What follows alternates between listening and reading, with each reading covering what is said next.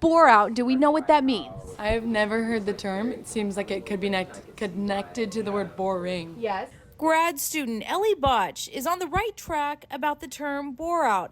It's defined as a state of chronic boredom and lack of stimulation at work. Workplace expert Paul Peters tells me this can be dangerous not only to productivity, but also when it comes to mental health. You're pretty much set up in a job that's just continuing to do the same thing. There's no creativity and no excitement, and it's just really exhausting to get up every day and do the same thing over and over. When you're in a situation when you're working and you're just doing repeat over and over again, you get that feeling of discouragement, that feeling of dread. So people need to basically awaken to what their creative talents are and do something that's going to bring thrill and fun to their work. So bore out is you're kind of burnt out because you're bored at work. It's not really fulfilling to you. Do you guys have that, or are we good? I do not. I love where I work. Do you suffer bore out?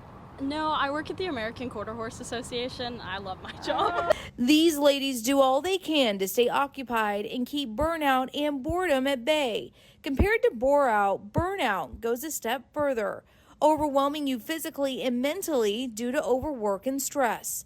But what happens when we slide into that space? What can we do to get out of it? Workplace expert Paul Peters says to identify what awakens you. A lot of people basically will go to school, get a degree, find a job and related what they went to education for. They find themselves in that job doing menial type work that's not thrilling, not exciting for them. And you think about companies like Google and other ones similar to that that have created a workplace that's fun, a high culture where people really enjoy teamwork. And so I think what needs to happen is the employee needs to recognize what they're passionate about. What can they bring to the employer to make that fun for them as well as the team? And I think the employer needs to be very sensitive to create an environment or a culture that people want to work in.